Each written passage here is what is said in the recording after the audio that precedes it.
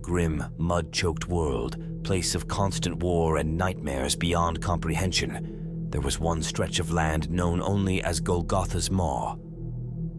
This place was said to be cursed, a scar of twisted earth and desolation where the souls of the dead never found rest. Both the Templar forces and the Heretic Legion spoke in hushed tones of the Maw, and it was a silent agreement among the soldiers to avoid it at all costs. Private Lucas Arnold had been on the front lines for longer than he cared to remember. He'd seen horrors that few men could withstand, from the twisted corpses reanimated by heretic sorcery to the monstrous machines powered by dark energies that tore through ranks like a scythe through wheat. But nothing filled him with as much dread as the stories surrounding Golgotha's Maw. Despite his fear, he found himself stationed dangerously close to it after a surprise offensive by the Legion forced his unit to retreat into unfamiliar territory. It was a moonless night, and the fog hung thick in the air, clinging to his skin like icy fingers. Lucas sat on the edge of his trench, gazing into the darkness, his heart pounding with an inexplicable sense of foreboding. The silence was absolute, broken only by the faint, distant sound of artillery fire, a lull in the relentless chaos of war. Yet, in the quiet, he heard something else, faint and insidious, a low, rhythmic hum, like the chanting of a distant choir. The sound grew louder, resonating in his bones, pulling him towards the desolate land beyond the trench line. Against his better judgment, Lucas climbed out of the trench, his feet sinking into the muddy earth as he moved forward, entranced. The darkness seemed to thicken around him, swallowing the pale light of his lantern, leaving him in near total obscurity. As he moved deeper into Golgotha's Maw, he began to see strange symbols carved into the mud, arcane runes that glowed faintly with a sickly green light. The air was thick with the stench of decay, and Lucas's skin crawled as he felt unseen eyes watching him from the shadows. He gripped his rifle tightly, though he doubted any weapon he carried could protect him from whatever lingered here.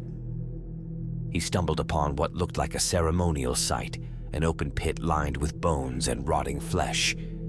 At its center lay a massive stone altar, slick with dark, coagulated blood. Around the altar, decayed bodies were arranged in grotesque poses, their faces twisted in eternal screams. The chanting grew louder, filling the air with a palpable sense of malevolence, and Lucas realized with horror that the voices were coming from the corpses themselves. As he watched, transfixed by terror, one of the bodies began to move. Its head jerked up, empty eye sockets fixated on Lucas as it dragged itself toward him with inhuman strength. His instinct for survival kicked in, and he stumbled backward, nearly tripping over his own feet. But as he turned to flee, he felt a cold, bony hand clamp around his ankle, rooting him in place. The thing's face was close to his now, and in its hollow eyes, he saw visions of madness, a world engulfed in flames, cities reduced to ash, and the tortured souls of the damned wailing in agony. The creature spoke in a voice that was not a voice, more a feeling of despair that washed over him like a tide. "The maw hungers," it whispered, "and it will devour all." Suddenly, Lucas was pulled down, dragged into the mud, his screams muffled as the earth closed over him. He clawed at the ground, but the harder he fought, the deeper he was pulled, as though the very land had turned against him.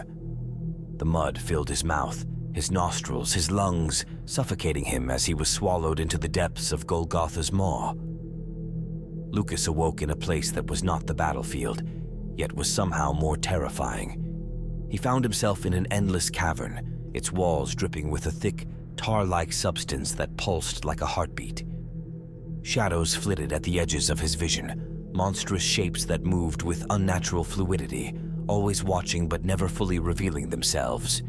He was not alone. Other soldiers, both Templars and heretics, wandered the cavern, their eyes vacant and hollow, their bodies twisted and malformed by some unseen force. They moved as if in a trance, their mouths whispering words he could not understand, a language older than time itself. Lucas realized with dawning horror that they were not alive, but neither were they dead.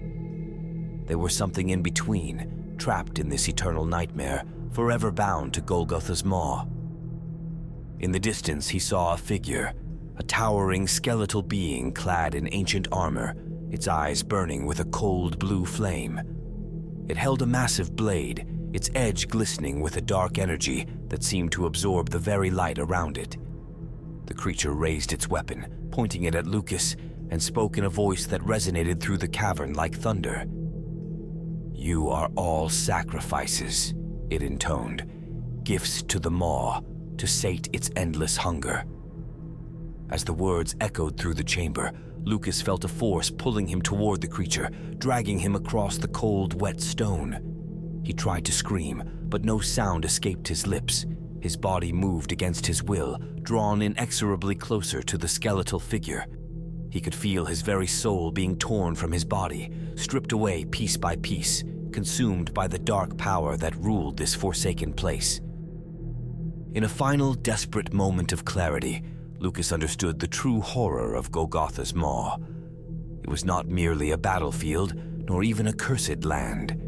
It was a prison, a place where souls were trapped and devoured, fueling an endless cycle of death and rebirth, all for the dark pleasure of the entity that ruled over it. As his vision faded, Lucas felt himself becoming one with the maw, his consciousness dissolving into the void. He was no longer Private Lucas Arnold.